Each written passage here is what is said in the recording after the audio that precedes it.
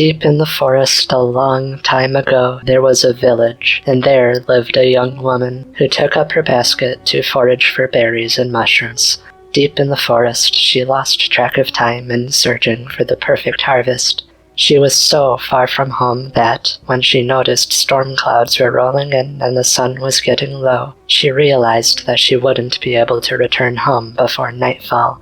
So she spent the night deep in the forest. By the next morning, the rain had moved on. The forest was soggy with water, but the skies had cleared up and the young woman set out again in search of her harvest.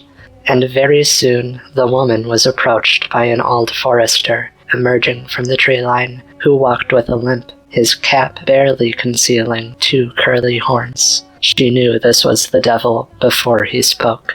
Dear girl, I saw you in the forest in the previous evening, and I saw you never turned to home, and I see you now, and your clothes are dry as bone, despite the rains which fell through the night. There are no homes, there are no caverns, there are no stones under which you could hide. Please tell me, for I know all things except for this. How did you weather the storm, untouched by the rains? This would be a skill quite valuable to me. The woman knew the nature of the devil from stories of her youth. She knew that he was bound by his word, could never break an oath, and could never refuse a deal. So she offered, "My lord in black, I will teach you this secret and the methods I possess. But in return, you will teach me all which you know, all of your magic, all your knowledge, and all your secrets. These are my terms." The devil nodded. The bargain seemed fair. They formalized their deal, and he was now bound by his word. And the girl explained as the sun set down and dark clouds came, she found a spot under a tree with thick ferns, where she set her basket. She took off her clothes, she folded them up, stashed them inside, then hid the covered basket between layers of shrubs. Then she showered in the rains, and she slept in the mosses draping from the branches. Then in the morning, she retrieved her basket, put the dry cloth over her wind-dried body, and she set back out on the forest roads. Her only magic had been foresight and wit. He may have been taken aback, but the devil was bound by his word. He taught the clever woman everything which he knew about magic and about nature. She became the first of her kind, the leader of the witches' sabbaths, which were held on ancient forest peaks, and she taught her methods to her students, and this became the folk magic of Poland. We call her kind Wiedźma, meaning roughly she who knows. This name and folktale stemming from pre-Christian and polytheist vocabulary and theology. Even once witches or witchers became demonized by the church, this story persisted as an origin for the benevolent magics practiced by mothers in kitchens, or by homeowners on their property to protect their animals. The wisdoms of various folk charms and spells resisted erasure especially strongly. This tale was kept so strongly alive that new variants evolved from it, even in the 1900s, where the woman gained a foldable umbrella which she hid in her basket, and her image is still somewhat popular a symbol for women who aspire to cleverness. In the folk magic of Poland, bad magic is that which is selfish and cruel, but good magic is at play in every kitchen and every home, used by every wise grandmother who evokes a small bit of magic into the symbols she embroiders on the outfits she makes for her family. The mere presence of magic is not innately satanic. The badness of magic depends more on how it is used. And the giver of magical secrets, in the tale named the Devil, adapts an older image of the polytheistic god Veles, Vels, or Wolos, one of the most significant Slavic deities, the overseer of the afterlife, the caretaker of dead souls, a patron to cattle and wild beasts, and god of wealth and prosperity, as well as hardship and times of want. This is Slavic Polytheism 101, and this video will examine what information we have about Wolos from historical records and folklore to hopefully paint as complete a picture as we can about this enigmatic deity associated with death. This discussion will be one of our most complicated for two main reasons. Firstly, because Wolos is one of the most preserved polytheistic deities within folklore, so there is much material to parse through and discuss. And secondly, because our roots of understanding requires a brief discussion about the history of the devil in and of himself, and how the devil came to become what he is today. We'll try to keep this introductory discussion simple, and more involved explanations can be found in the video's description. Throughout the Bible, an antagonistic force to God the Father makes several appearances, incredibly vaguely in the Old Testament and more pronounced in the New, though his physical appearance varies by which books are counted as canon and by how the metaphors of the passages are read. Regardless of these variations, the Satan of the Bible underwent over 1,500 years of cultural drift to become the figure known today in the English-speaking world's popular culture. The adversary gained the title of devil through an ancient Greek word meaning persecutor, and most of his alleged appearance isn't found in the Bible at all. Throughout most of the text, there are few to no descriptions of his appearance until the book of Revelations, which describes the form he takes in the final days, the great red dragon with 7 heads, 10 horns, and 7 crowns. When the devil takes a place on earth, especially in competition with Jesus Christ, he is seldom described explicitly. Most conceptions of the time about his physical form did not originate in the Bible, but instead originated in Greek plays, written and performed throughout early Christendom. In these plays, Greeks drew from their own cultural zeitgeist and their abandoned polytheistic faith to conjure familiar imagery to drive home their moral narratives to their audience, recycling and reutilizing popular culture tropes of their time to help convey these new ideas. Within Greek traditions were the goatmen, satyrs, or in the Greek satyros. These a type of woodland spirit who tore through the wilderness, either partying or causing terror, or attacking or raping travelers. Along them was a god named Pan, whose name became the roots of panic. He was the god of wilderness who caused terror by raising screams of unidentified woodland creatures, terrorizing passers-by for enjoyment. These already well-known and somewhat scary characters were borrowed in the creation of the devil as a character in early church dramas and comedies. As Christianity spread through Europe, the church continually found themselves combining the devil with an assortment of local spirits and deities. Most of these depictions weren't intended to truly be frightening because, at that time, the devil himself wasn't yet seen as the primary antagonist of God the Father. Within the early Western Church, Satan was a trickster and a nuisance who ran around and encouraged sin, but the sinful nature of many pagans throughout Europe were seen as the products of individual wickedness,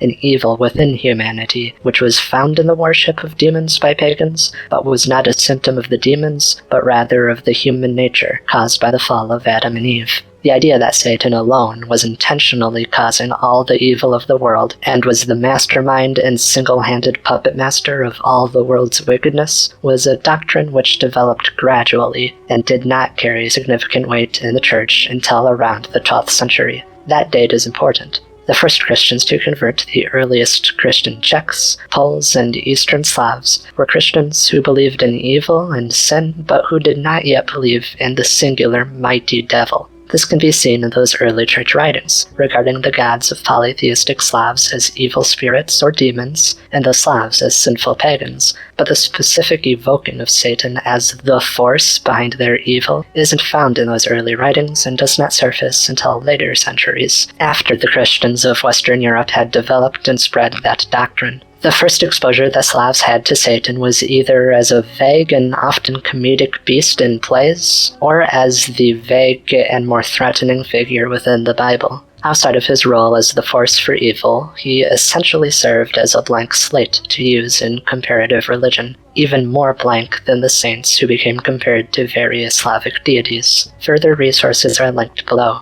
Likewise, many ideas about hell aren't found in the Bible, but in this era of Greek artistic expression, to the early Christians the setting of hell was a vague place, described loosely in the Bible as a place of fire and torment, and in those plays and in Christianized folklore it was informed still loosely but in slightly more detail by comparison to the similarly vague dimension of torture in Greek mythology named Tartaros. But it was Dante who gave definitive shape to the 9 circles of hell, which were divided according to the sins which the damned souls committed, the imprisonment of Satan at the heart of hell, and the waters around hell, which are surrounded by limbo, are similarly ideas solidified and popularized by this satirist poet. Satan in the comedy takes the form of a massive beast in the bottom of hell, who chews on the souls of Brutus and Cassius, the murderers of Julius Caesar. Since Dante's Inferno came out around 1315, this wasn't the first depiction of Satan with bat-like wings, but it certainly helped popularize this motif. The Inferno released around the time that Satan began transforming into the singular master of evil. Then we can make out the influence of this transitory period and Satan's increased mighty presence as a massive beast in hell, but also in the fact that he's trapped in hell, in that he relies on lesser demons and the nature of humanity to spread his evil throughout the world while he remains below. In much the same way, the work of Paradise Lost, first published in 1667, played an important role in popularizing the concept that the serpent in the Garden of Eden was Satan in disguise, an idea which certainly existed in some sects since at least the 2nd century, but basically became Christian fact throughout the early modernity. Many concepts in modern Christianity, such as aspects of the war between the angels or the tragic figure of the fallen Lucifer, are descended from this narrative, which expanded the vague concept of the trickster demon by imagining what emotions and psychology must have shaped Lucifer through his fall from heaven. Before Paradise Lost, the sympathetic or morally complicated Satan wasn't a major idea held by Christians in the West, where they still basically saw Satan as bestial and singularly evil. Also written during the 1600s was the Lesser Key of Solomon, containing lists and descriptions of the demons who descended from Satan within the Western European and especially French folklore. These horrific, animal-like monsters are closer to how the average priest or churchgoer in Western Europe imagined the devil and his demons, now elevated to the all-powerful and horrific monsters which drove the height of demon mania and witchcraft trials. And this image of the devil was brought to the New World by the separatist Puritan pilgrims, who themselves were considered an extremist and overly devout sect even among the wider Christian communities of their time. So mostly, the modern, familiar depiction of the devil, at least in America or the English-speaking world, this image of a red villain with horns and cloven hooves, who is handsome, the devilish smile, the devilish good looks, is largely the product of mixing Greek-inspired depictions of Pan with Germanic folk spirits and mythological characters, with dashes of Paradise Lost. As British and German immigrants made their way to America, and the folk contexts of the Old World spirits were lost, this amalgamation of dozens of local folk spirits became the devil, and in the American consciousness, without the original context, the amalgamated devil was not seen as the product, but as the progenitor. So rather than being the latest in a long line of hoofed spirits of chaos and mischief, the Americanized Satan was seen as the original. In reality, the Americanized Satan isn't really that much older than the American original demons, such as the Jersey Devil or the Southern Goat Man. That's simplifying the process a bit, but again, more detailed videos are linked below. Also linked is a video about a similar phenomenon which happened more recently, which transformed an indigenous Canadian folk story about wild Native Americans with long hair, named Sasquatch, into the cryptid which resembles a monkey man. Popular culture really has always been one big game of broken telephone. You could say that Satan has been Flanderized. By observing how the cloven-hooved Satan gradually emerged as local folk spirits became conflated with the devil and then became amalgamated with one another, we can more easily trace this process within Slavic Europe. By looking at the many different forms of the devil today, we can gain insights into the history of that region and the ancestral spirits which contributed to that given area's unique rendition of the devil. In Slavic folklore, we find a fairly consistent image of the devil. He's usually an older, but mostly ordinary-looking forester, who walks with a cane and a limp. Under his pants, his lame leg might appear as a horse's hoof. Tucked under his hair or cap are cattle-like or ram-like horns. He often fills the stereotypes of old foresters, smoking a pipe, out on a walk with his livestock, or foraging through bushes. The The Forrester Devil appears in a vast number of folk stories, such as the tale which opened this video. Very often, some protagonist meets the devil and makes a deal, to which the devil is always bound by his word. Sometimes he can be outsmarted, and those who outsmart him can become folk heroes, or they fail, so he collects their soul and takes them to the world below. In almost all these stories, the devil is bound by his characteristic honesty. He never explicitly lies. He relies instead on misleading his opponent by omission and ambiguity, hoping to snare them into making an oath which they haven't thought through. But other times, the devil or the strange forester isn't even playing a trick. He might appear to an old couple who respect the forest but have never managed to bear a child, and in return for their treatment of the wilderness, he might give them a snake, which turns into a handsome prince and becomes the son of their dreams. He might appear only to help a wanderer with their issues, or to save them from some wild beast. Only then, after helping, he returns to the forest from which he emerged and is never seen again. This forester can use his special talent with animals and his incredible strength to lift stones and arrange them for the person who asks, or for the person he aids. But he might also appear as an off-putting stranger who might cause harm if he is interrupted in his work deep in the forest. This honest nature of the devil in Slavic folklore might be most famously made in a tale from Lublin about a woman from the 1600s. They say that this widow was wrongly accused and taken to court by a magnate with a personal vendetta against her, who bribed the judges to convict her regardless of the facts of the case. When the corrupt judges announced her verdict of guilt, she raised her hands to the cross and wept. "If the devil judged me, he'd have given me a fairer verdict." And that night, the courtroom was visited by robed figures who took up the roles of the court, overseen by the devil, dressed as a judge. And the devil carried out a fair trial and proclaimed the innocence of the widow. He then burned his handprint into the table, so his verdict could not be ignored. And they say that the corrupt judges then tripped on the courtroom steps and broke their legs. The devil saw and spoke the truth, even when holy judges of the court had failed to do so. The Forrester Devil of Slavic folklore often bears little to no resemblance to the devil of the original Bible or the devil of English-speaking popular culture. The shaping of the ancient Wolos on his form can be easy to take for granted inside of Slavic culture, but is sharply illuminated when our version of the devil becomes compared to those from Western Europe or the Americas. Whenever we find these traits which do not match the devil of the West and do not seem to align with what the Church would desire from the master of evil, it is reasonable to speculate on their origin in the figure syncretized to him, the figure of Wolos. The most obvious connection between the two figures can be found in the folklore of several landmarks across the Slavic world. From the mountain named Veles in central Czechia, to the mountain in Kosovo and the village in northern Macedon, to the dense forests of Volozak and Volos near Wolosy in Belarus, folklore is saturated by landmarks named for Volos, which are the home to or are shaped by the devil. If this wasn't explicit enough, in folk dialects in places like Czechia, the devil is still evoked by the name Veles. Curses like Vlesu, which tell the recipient to go to Veles, the devil.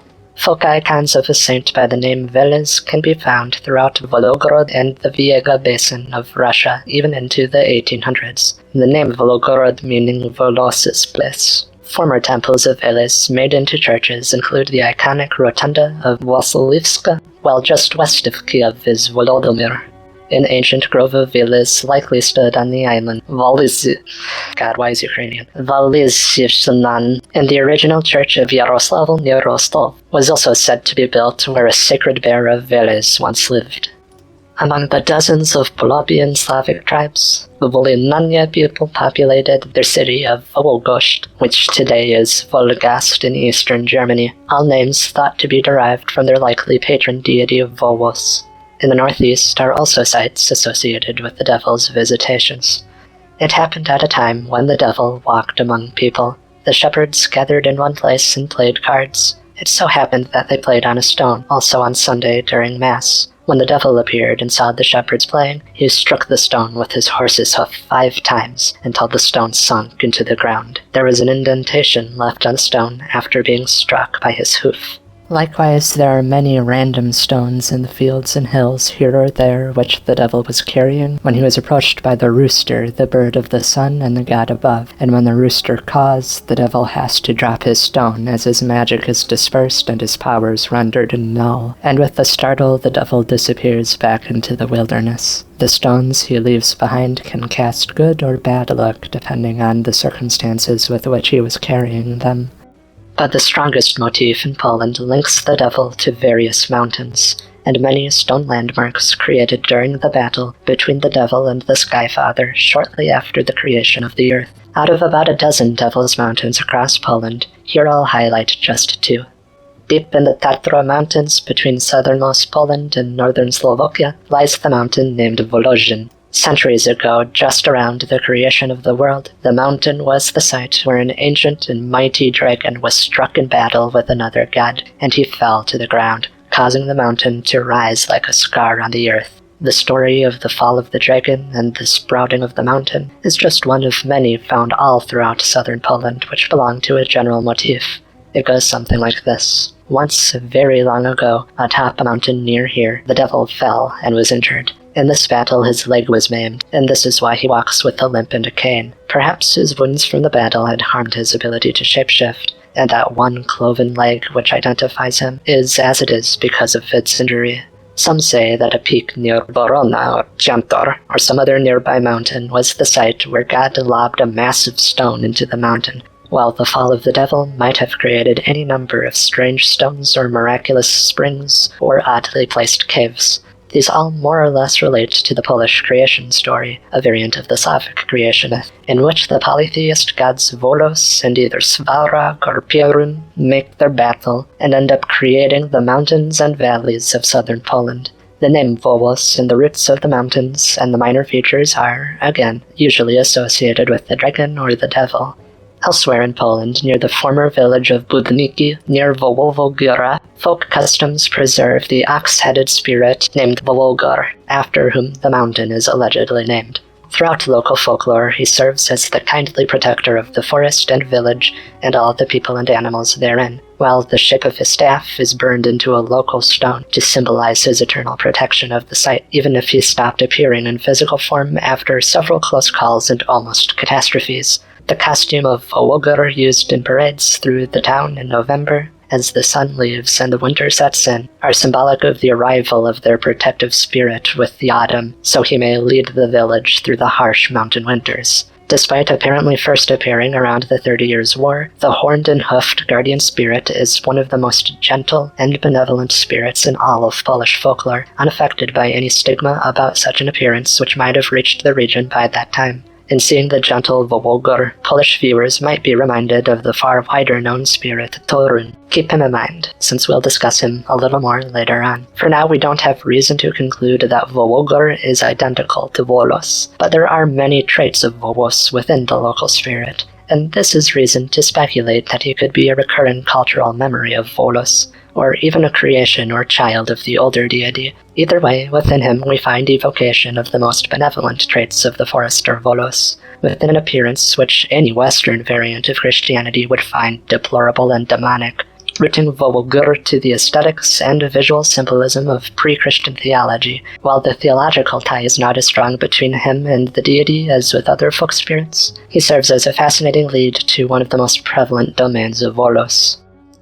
Possibly the most important association to Wolos is echoed in his name, the Woolly One, the tie between Wolos and domesticated creatures and wild beasts which they descend from. In conveying the importance of animals, we'd like to establish historical context.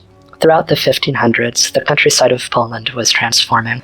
What was in 1300 a small fishing village, then in 1400 the regional seat of Mazovia, and home to about 4,000, became a major city when formally annexed to Poland in 1525. The wild grasslands and ancient forests of Mazovia came to be domesticated.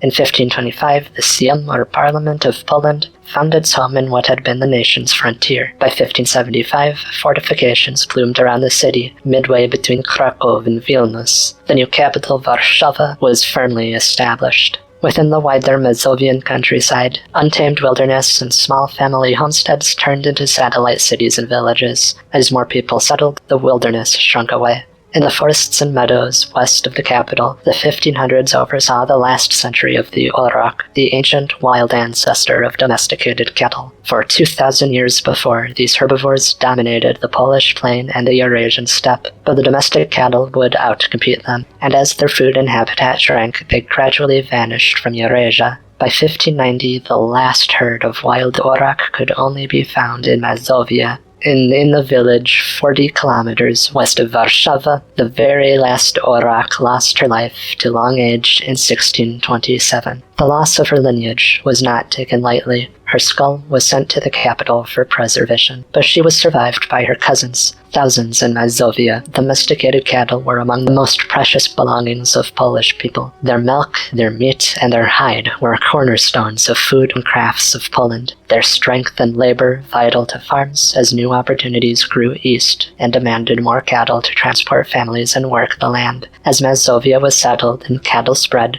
this land wouldn't be free of the scourge of cattle plague, moving across continent through the seasons and devastating any herds it encountered. When the plague struck, and this cornerstone of Polish life lay sick and dying, the Poles would pray to St. Nicholas for their survival, the patron saint of cattle, and they would chant, "St. Nicholas, with the herd, cattle are driven to the hands of the Lord Jesus, under the cloak of Virgin Mary, and under the staff of St. Nicholas." If the cattle survived, lived long, multiplied, and flourished, then they brought wealth and prosperity to their keepers. But if they died to plague, or winter frost, or wild hunters, the loss of the cattle meant the suffering of their owners. To coastal people, fish and ocean ruled fortune and life, and their folklore and customs preserve this. To the open steppe, the horse was paramount to all of life. And in the Polish plain and the woodlands between, all the livelihoods relied on the great horned beasts of plenty. It's no wonder that Nicholas, gift-giver and worker of wonders, associated with sailors and merchants by coastal Christians, would become the patron of cattle to the plains-bound Slavs. But he in particular will be discussed a little later. While Wolos was first paired to St. Nicholas, soon the church would pursue his synchronization with the devil, as they matched together God the Father and the god above Pierun, while they tried converting the more stubborn polytheists by conflating their religions. In the city of Kiev, during the reign of King Vladimir, the Rus king attempted a unification of the varied regional Slavic pantheons. Most of his realm still followed the customs of selecting one or a few patron deities, so to facilitate unity between his people, Vladimir constructed a major pantheon of prevalent patrons, selected from across his realm. On his hilltop shrine he commissioned idols to Perun, Mokosh, Gors, and others, while Veles was left off the hill and given another shrine nearer the marketplace. Of course, not very long after this attempt at standardizing the polytheist faith, Vladimir would convert his realm to Christianity. One of the few accounts describing Veles from history also mentions his position opposite to Perun. The tale of bygone years describes the boyars, or elected representatives of Kiev, who swore their oaths under Veles, while the monarch's soldiers swore oaths under Perun. In the Novgorod First Chronicle, the same monarch, Oleg of Kiev, had died a few years later. He died when, from his own dead horse, a snake slithered out and bit him. Historians have speculated that this death by snake was meant to be understood as an act of Veles to bring down this monarch who was too devoted to Perun, at the cost of neglecting the balance between the other gods and nature, especially from his opponent Veles. Ironically, despite Oleg's alleged death ushered by Veles, the monarch is later associated to Veles through his grandson, inside the tale of Igor's campaign. Thus might have been sung in song to Igor, the grandson of Oleg, like as a storm bore hawks before it crosses the broad fields, the crows in flocks run towards the mighty dawn. Or thus might have been sung, O wizard Boyan, scion of Veles, the horses neigh beyond the Zula, the glory echoes at Kiev, the trumpets blare at Novgorod, the banners stand fast at Putiv. The implied blessing of Veles not only serves to tie this tale from the Christian era back to the polytheist, but also illustrates the multifaceted nature of Veles in the Moldavia. While Veles frowned upon his grandfather, he smiles upon the grandson. Just as we have discussed the multifaceted nature of the Forrester Devil, both benevolent or indifferent or malicious depending on his role, much of this is also true of the animal most associated with him in folklore. Especially in northern Poland, snakes can be blessed and treasured companions of the family or treacherous and dangerous predators, depending on the individual snake, the people, and the circumstances of the story. All snakes are thought to be highly magical, and those looking to perform magic have long sought them out as familiars. In the protection and maintenance of the home, families would open their windows and leave offerings of food to attract a household snake to live with them and protect them. From a practical perspective, a friendly garden snake would eat rodents and keep away pests and disease. From a spiritual perspective, the snake spirit, named ćmuk, would concentrate the element of water and its healing traits into the home. By default, snakes would be respected, and any friendly snakes on the family's property would be considered a blessing from their family ćmuk, or even a manifestation of the spirit itself.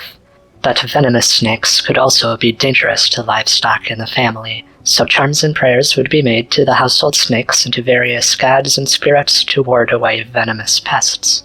Any vengeful snake would have to be handled carefully, for their improper disposal would only instigate disastrous escalation.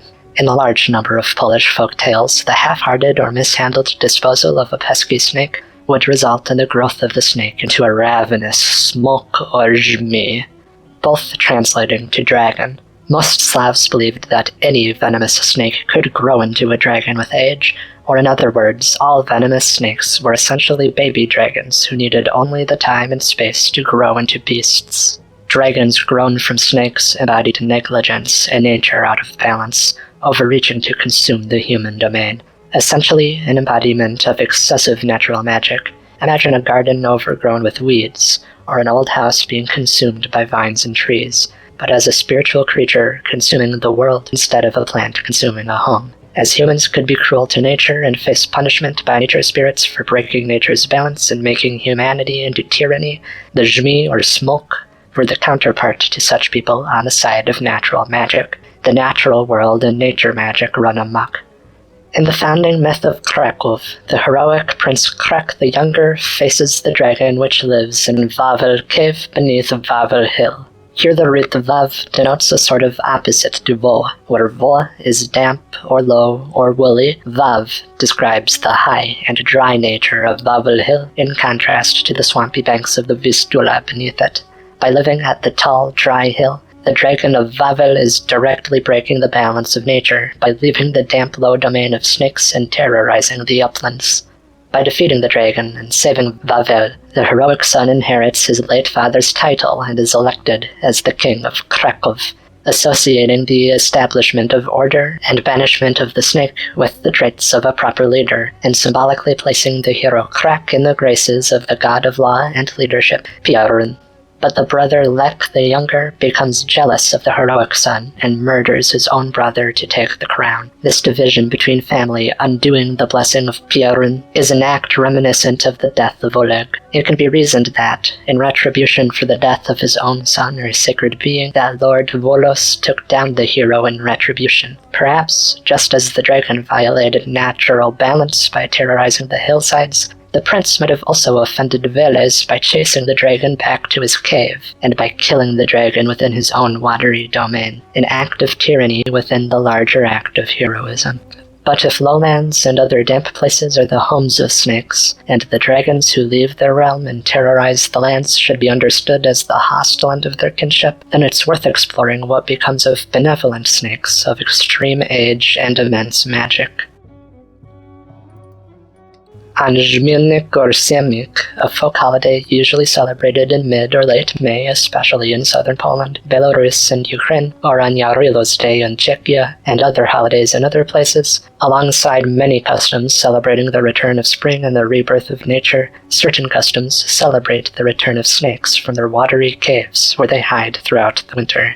As snakes emerge and meet in the forests to breed and lay their eggs, the people leave them offerings in hopes of attracting one to follow them home and become their house spirit. On or very near this day, the rural people would go out to their sheds or some structure near yet outside their home, and they would leave an offering of eggs or dishes of milk or porridge for the spirit, which was seen as the ancestor or parent of all the snakes, under the superstition that keeping the spirit happy and fed would ensure their children return from their homes in the underground every spring. This spirit, named the queen, or king, or monarch of snakes, was often thought of as a golden snake who wore a crown. The monarch of snakes was the first snake created by the devil in the Polish creation myth, and they spent most of their life hidden in the deep water caves where the devil first placed them. But at springtime, as their children left those caves to return to Earth, the Lord of Snakes would also venture forth and could be encountered, and the Lord would bless folks so long as they addressed the spirit with respect and gave generous offerings. If the Lord of Snakes was threatened, they would whistle, and hundreds of snakes would emerge from the grasses and the ground to protect their lord and scare away whoever attacked them.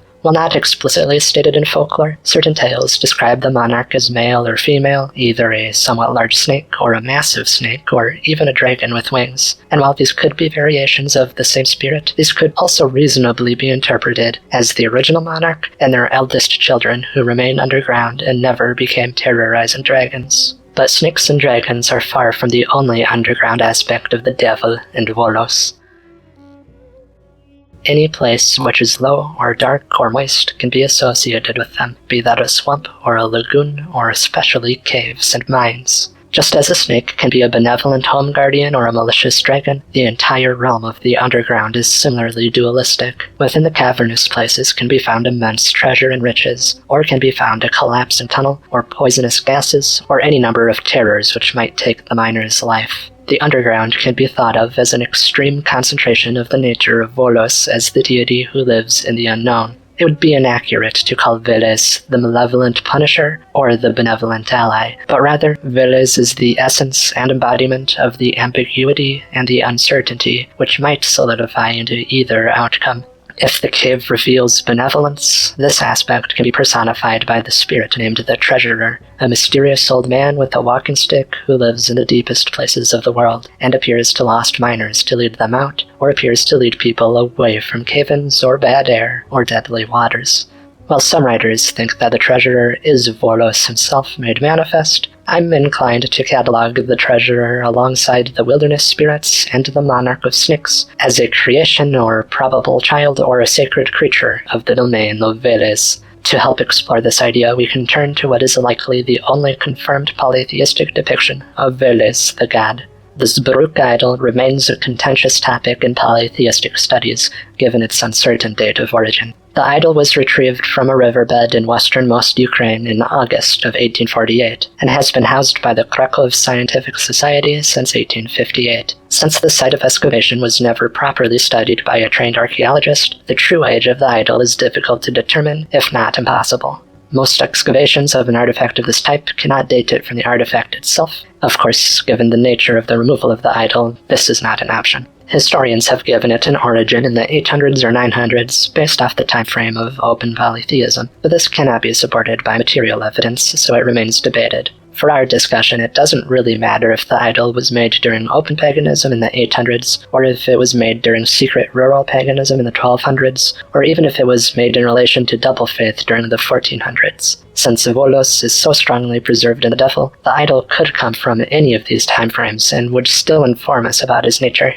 Focusing on the bottom layer of the idol, we see a singular figure who faces forward and also has a face which looks right and a face which looks left, while behind him is the thunder mark associated with Piorun and placed on structures to keep demons out to ensure that he would not strike the building with lightning, and the placement at the bottom of the three layers mirroring Wolos' place in the afterlife at the bottom of the three dimensions of the world. This figure is very likely to be Veles, and we can find parallels between his depiction here and the symbolism found in folklore. Where Veles isn't looking is where Piorun resides, while the faces evoke the nature of Veles, as a giver of fortune and benevolent devil, as a giver of misery and malevolent spirit, and the ambiguous stranger who could turn his head and change his face to become one or the other. While I'm not convinced by the argument that the idol was a total forgery, I must say that if it is a forgery, the creator did a remarkable job making Veles identifiable, which would suggest a robust understanding of folklore on behalf of the carver. All of this to say, Wolos' essence is found in uncertainty and ambiguity. So naturally, in addition to stories of the treasurer and the general superstitions about caves, common folklore places the devil's home inside of specific caves. One such site is a ravine near the former capital of Gniezno. For centuries, travelers who passed the ravine would make prayers and take caution to avoid visitation by the devil, who lived within an obscured cave which disappeared down the shadows. One day, an orphan shepherd dropped his cap into the ravine by mistake, and he began to cry loudly. Within the ravine, the devil took pity on the child and threw his cap back up to him. After this event, the orphan went around town, telling people of the kindness of the devil. So some mischievous young men went to the caves and repeatedly threw their hats down just for the novelty of seeing them return. The devil quickly lost his temper, so he filled one hat with pebbles, then the next with the nasty slimes and filth from the bottom of boglands, and the last with a snake, which bit the young man, and the townsfolk learned their lesson. Given the prevalence of such dwellings of the devil, we can understand them to behave similarly to the burrows of the Lord of Snakes. Not many isolated homes, but instead these caves serve like many doorways leading to the domain of Veles. On a few rare occasions, a human could accidentally find themselves entering these thresholds. One tale from Kłodziewo describes an old tenement house and an incident which occurred inside it. This tenement house had extensive cellars, which united it to all the shops in the marketplace, in a collective community basement, which led to the bottom of the Church of Mother Mary. The girl had been a cook for one of the shops, who was preparing to butcher a fowl for supper, when it escaped from her and took off into the basements, and she followed in pursuit. For several hours she chased the bird, not realizing that she had left the basements of the market square and entered a strange place which had never been seen before. Eventually she lost sight of the bird and stopped running, but as she turned the corner, she ran into a tall and thin, well-dressed man who appeared like a German nobleman, except for his foot, which was the foot of a hen. The bird had been the devil in disguise, and he had led her into the world below. Calming the panicked girl, the devil led her to a room filled with barrels of gold, and told her to scoop as much of it as she could carry into her apron, and she did so. The devil instructed her that she would only be able to keep this gold if she retraced her steps back out from that place without ever turning around to view the devil. She did as she was told, until she returned through the door which had led to the strange place. But here she turned around, and the door slammed on her foot and disfigured it. But she lurched forward, and her gold spilled onto the floor. She had succeeded, but since she had turned around at the last moment, she and nobody else would ever find that door again. She soon got happily married, and donated a portion of her treasure to the Church of Mother Mary to install a new chapel, so she lived the rest of her life fairly happily. In most stories of this type, the traveler who accidentally wanders to the world below is almost always treated kindly by the devil. On a few occasions, some daring mortal heroes would venture down in pursuit of the devil, catching him in a scheme in the world above, and in their pursuit they would enter the world below. In some folktales from central to southern Poland, a young hero follows a snake down a well or cave, and finds himself in the endless mazes of snake burrows beneath the world, which lead him to the master burrow of all snakes, where he meets the monarch of all snakes, right where the devil placed them at the beginning of the world. In some tellings, the hero wins the favor of the monarch of snakes, who takes them back to the world above, but other tellings end less favorably for the heroic son. A similar category is one of the most widespread and varied folktales shared between Western Slavs. A tale of three brothers who stop a demon from stealing their golden apples or some other valuable, and after stopping the demon, they follow it to an opening to the world below. The three climb down and down and down and down until they reach the otherworld. In this world is a lush meadow, with streams and marshlands and gardens, and somewhere in this world is a great stone castle. Within this castle are three beautiful princesses, the daughters of a ferocious dragon. This dragon is either the husband of a dark witch, or is the true form of the witch. The heroes must trick the dragon and witch, and trap them in the world below, so that they can rescue the daughters and bring them back to the world above. And by far, the story appears with more variants than any other story I can trace through folklore. Without a doubt, these tales descended from more ancient heroic cycles about a journey by heroes to the afterlife.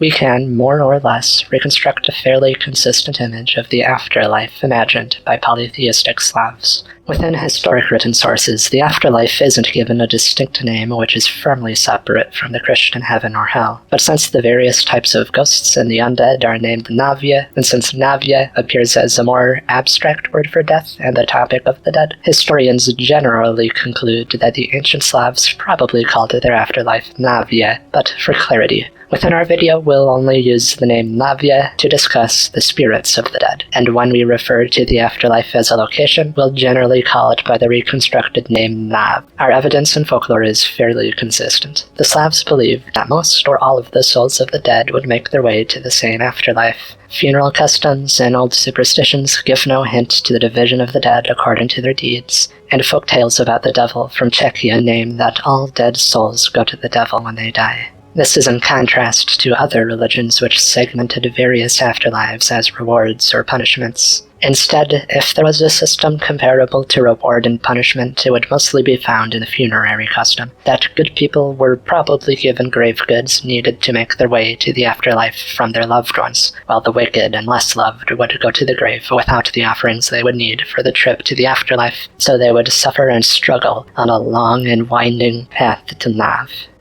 As we've alluded to, the form of Nav is rather simple. The afterlife is mostly a meadow or garden, with many rivers and streams and swampy places, much like the parts of Earth which Veles holds stronger influence over.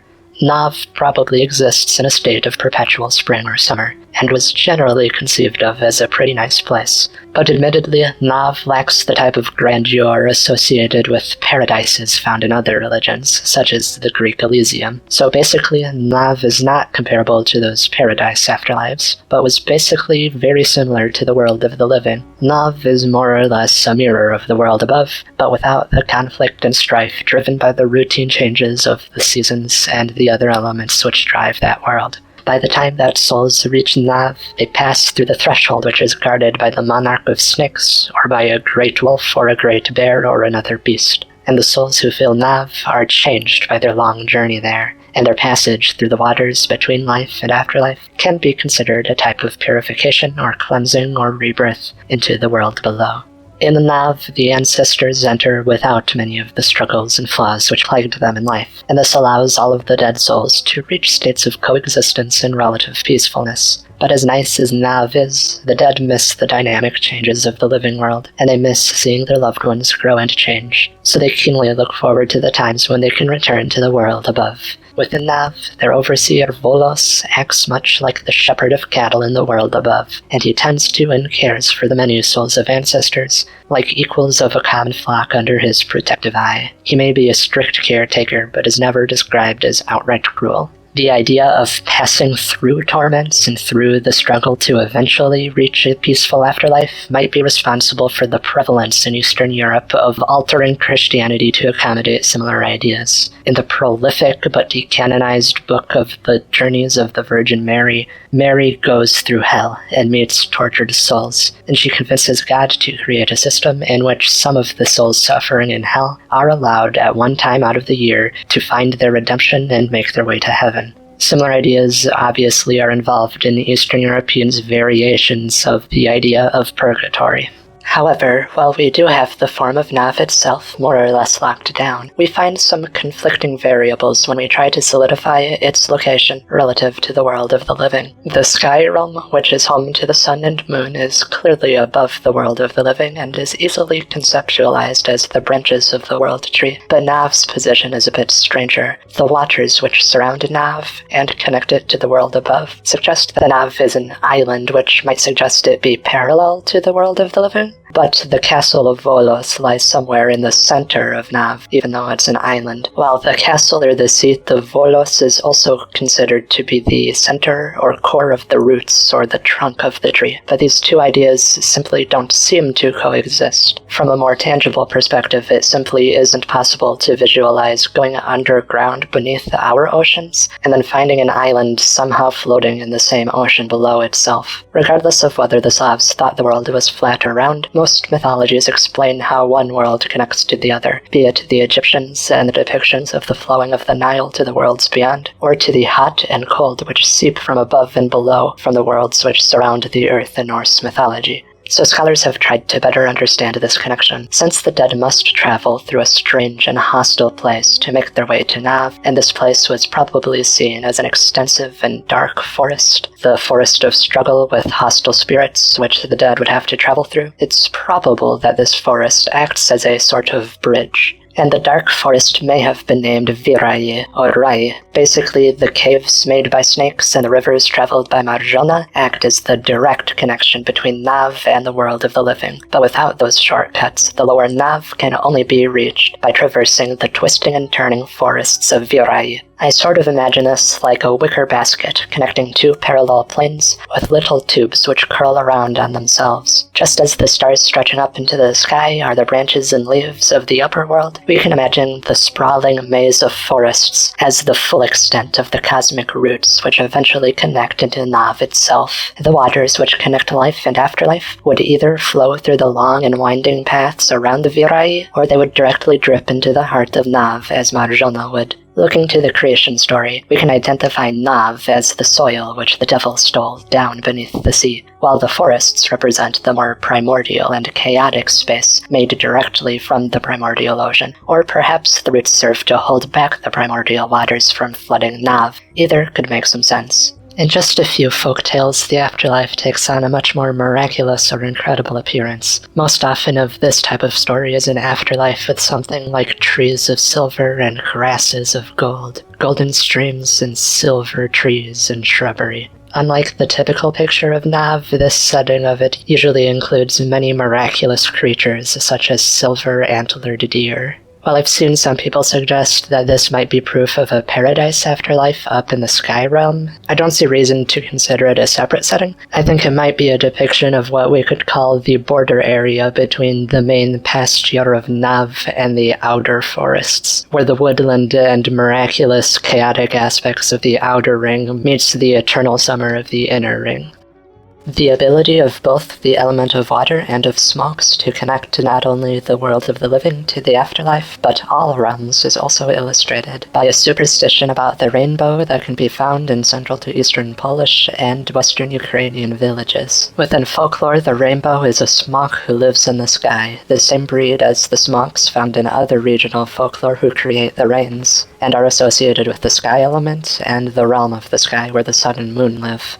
But the rainbow smok represents a bridging between the world above and the world of the living, and the world below, as the rainbow reaches down, drinks up the waters which spring from below, and spit them out into the sky above where they fall as rain. By some superstition, if someone gets in the way of the rainbow or displeases it, it will swallow that person and instantly send them to the afterlife. That person's body will be instantly recycled into the process of remaking the soul of the heart, and if their soul of the mind manages to find its way back to the world above, it will do so in a new physical body. For a short obligatory aside, we should address two concepts which will often be found by newcomers when they research Slavic polytheism, especially online or in less well-sourced publications. Some will say that the three parts of the world are named Nav Below, Yav the earth, and Prav above. But the name of Nav is already uncertain, and the name of Yav and of Prav were very likely invented in the 1800s or early 1900s, and they were popularized, if not invented, by the fabricated so-called Book of Veles. We won't linger on this topic since it was discussed in our introductory video, but similarly to the Book of Mormon, the Book of Veles is a fabricated historical document, recounting an inaccurate alleged history of Slavs, along with inaccurate polytheist theology. The Veles within the Book of Veles lacks the important association between himself and livestock and cattle, but it also relates him to writing and books which weren't known to polytheistic Slavs until the church brought writing. Generally, this version of Veles seems inspired more so by the Celtic god Bilenos, along with several details from English world folk. Likewise, the tale of the death of Veles, or of his imprisonment by the twin gods Giernobog and Beelzebub, is absolutely, certainly modern, but detailed discussion on that will wait for our video about Giernobog.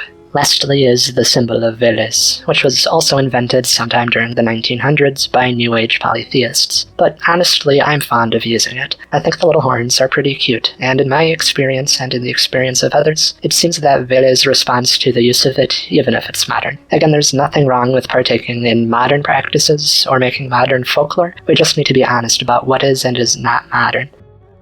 Here we should return our discussion to the subject matter of the opening folktale, alongside his position as the caretaker of Nav and the overlooker of departed souls, and the god of the unknown and of the low places of the earth. All these domains are connected by the domain of magic, particularly the wise magic of the forest and foragers, the magic of divination through nature and combining plants and natural elements to make potions and spells. The mastery of such magic came with age and experience, enhanced with the wisdom taught by Veles, by familiars with connections to the world below, especially snakes and cats who could see into the afterlife and the dead spirits, and by the souls of departed ancestors. Wolos allows the magic of Nav to enter into the world above by the creation of passageways through the threshold, by communing with ancestors and harnessing their collective wisdom, and all the wisdom of all the souls of Nav. The magic maker learning from Veles is granted collective strength, built upon generations of magic makers who lived before.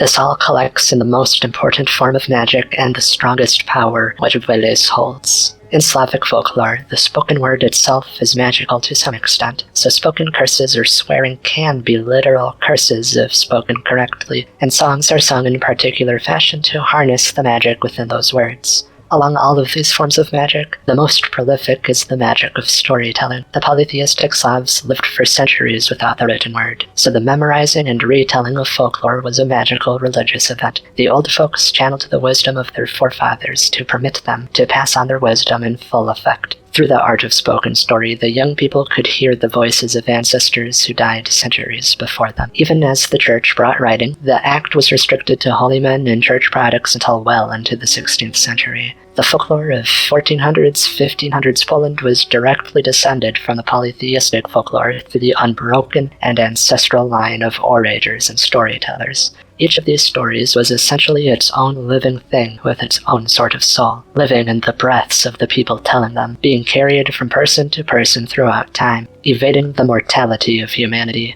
The story might likely be the greatest gift which Veles gave to living humans. I think the reason that the fraudulent book of Veles can feel so especially off-putting or bizarre is because it runs counter to the traditions of Slavic storytelling. The true wisdom embodied by Veles is not that which is written down in a book, but that wisdom which lives in the breath and directly connects the long-deceased to the young through the living story. And it's only appropriate that Veles became so commonly and wholly preserved in the partly Christianized folklore which he still inhabits. While the written books replaced him totally with the standardized Roman devil, Veles made his home within the folklore of the countryside, where people maintained the same lines of storytelling which they always had. It's appropriate that Veles so strongly survives in this art form and magical form which he took domain over. The returning of ancestors alongside Veles to visit family and bring wisdom was not only repeated in the art form of the spoken story, but was partaken in at least 3 holidays celebrated throughout autumn, winter, and spring. Since the many holidays involving the dead and winter spirits can vary so wildly, we'll generalize the appearance of these figures, while their specific actions on specific days will be left for exploration in future videos about each holiday. In these holidays, we find Wolos in the form of the devil, in a large, shaggy or woolen, bull-like or horse-like form, which is closer to the form of the forest spirits than to the forester, and is more similar to the western versions of the devil than the forester we've discussed, but is still unique thanks to his relation to the lesser wilderness spirits. Basically, while this form of Veles' devil looks more similar to the western devil than those discussed earlier, this is largely basically a convergent evolution, as he descends from folk spirits who in their original form happened to resemble the folk spirits of the Germanic world, which gave rise to the devil of the West. Again, the devil was only the latest in a long line of a general type or variety of spirit.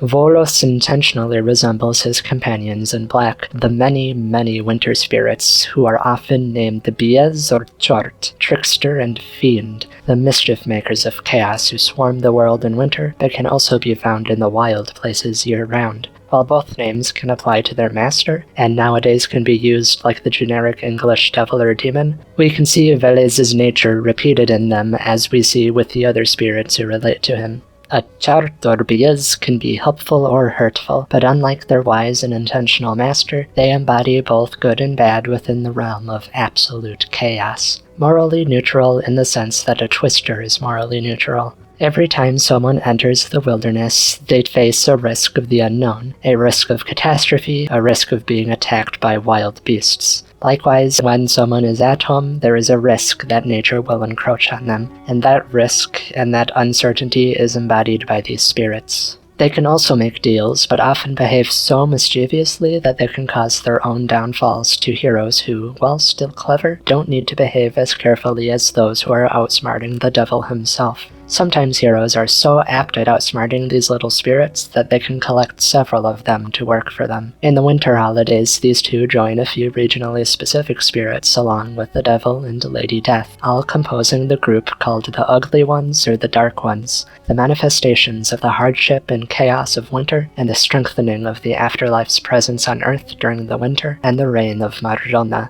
As Bies and Czort go door to door pulling pranks, or they ambush and startle carolers and raise disorder, the devil and Lady Death oversee them and don't raise much of a fuss outside of specific plays and songs. In the springtime, they march alongside the costumed representations of the forefathers or ancestors, as they're all pursued by the various bright ones or beautiful ones, who prance in colorful costumes and shake lots of jingle bells, and even thrash whips to drive away every Czort and every Bies to run back to the afterlife.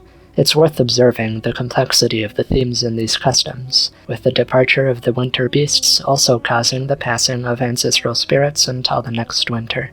An especially beloved character to much of Poland is Turoń, whose name descends from the name of those ancient aurochs, the ancestors of cows. While sometimes just seen as an auroch, Turoń is most often a marvelous semi-magical creature or fully magical nature spirit, and he represents the midpoint between the dark ones and bright ones. Turoń is currently domesticated, and he lives as a pet of the merchant and alongside the humans, but he jumps and thrashes and finds himself overwhelmed with chaotic and troublesome energy, antagonized on by the seemingly kindred Czort. As the demons of winter march around and stir mischief, they awaken something already inside of Turoń. In this, he represents the untamable wild beast which lives inside every domesticated animal, the recursion of ancestral ferality within the descendants. The woolly beast often bears teeth and claws of a wolf or bear, or like friendly dogs and cats. He is the archetypical animal, the spiritual ideal of a beast.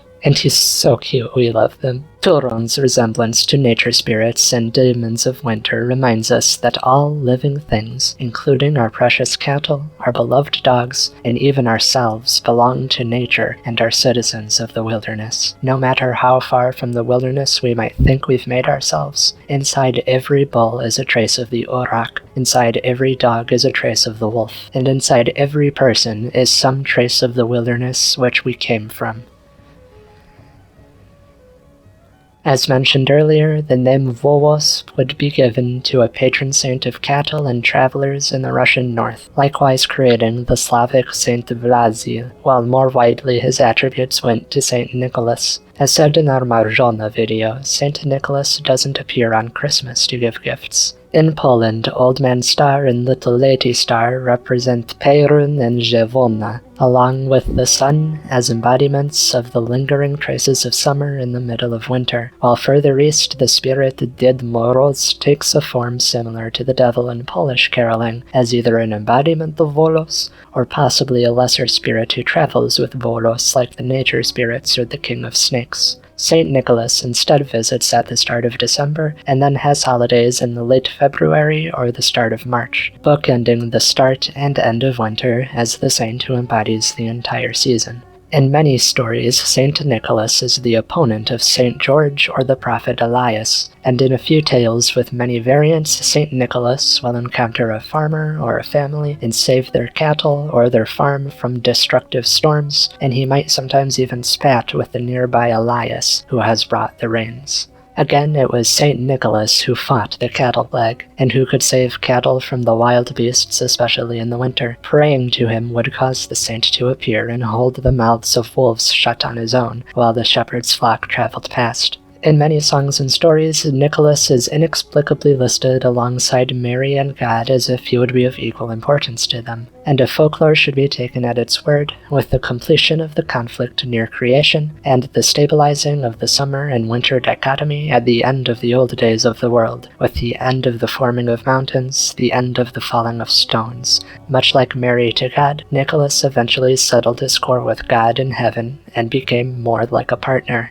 taking over control of the gates of heaven alongside or sometimes in place of St. Peter the Apostle. For, at least from what I glean in Polish folklore, with the establishment of the seasonal cycle, the time for the lower god on earth, and the time for the higher god, the hot and direct conflict between the patriarchs seemed to complete. Now Elias, Perun, may strike down the demons of winter and persecute the Czorts. Now Nicholas, or Devil, or Wolos, cast the winter in his darkness and his magic, and he undoes God's light and warmth. But when his time on earth is done, the devil walks alongside his aggravated demons and the souls of the dead, and he escorts them to the underworld again. There was a time when Veles fell from the mountain and maimed his leg, but he's walked with his staff for a very long time. It seems the days of his fight have passed for the most part. Only when one of his opponent's children or devotees makes a mess of the balance of the world will he rise back up to even the balance of things. The god of oaths now binds himself by a code of balance for the maintenance of the world which he helped to create so very long ago. Some watching this will strongly disagree here, especially Eastern polytheists seem very set on the reading that the conflict between Wolos and Perun is ongoing. This is just what I read from my folklore, which is heavily biased to Poland. If there's a theological disagreement about this, then it might just be part of that regional faith that we warned about at the start. I'm not going to say that seeing Wolos and Perun as ongoing opponents is wrong, I just reached a different conclusion. Returning to that video, I had once said,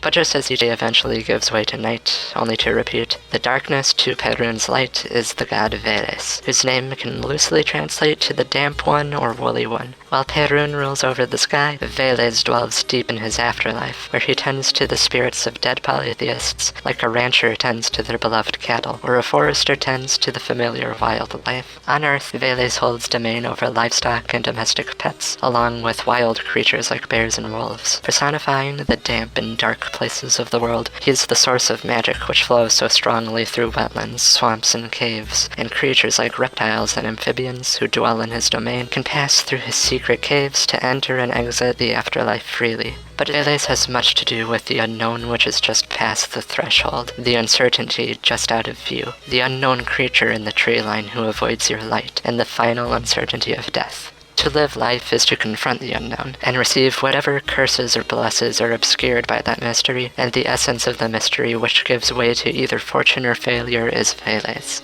Christians likened him to the devil, though it's interesting that even in their stories, the devil took all souls when they died, and could be just as helpful as he was harmful. Some modern polytheists link him to evil, but evil wasn't really an idea known to ancient Slavs. Like the winter or the night, Veles simply is. He exists as an opposite to Perun, and he is the god of domains which conflict with Perun's, but that doesn't make either of them good or evil, God or Satan. I hope that now, the reasons behind that summation might be clearer. This series is still focused on being an introduction and beginner-friendly, so I stopped myself from going excessively into detail, but there's always more to talk about with Wolos. So someday I might do a question and answer podcast or something if folks might want that, if there are stones left unturned or questions people have. The first draft of this video included discussion on Journalbog too, but focusing the topic down felt like the right decision to change to. Thanks for everyone's patience with this. This video was a long time coming. Hopefully the future discussions won't be so involved. This was all just really difficult to narrow down to a human watchable runtime, so I hope that I succeeded there. I hope everyone's had a good winter and is having a good spring.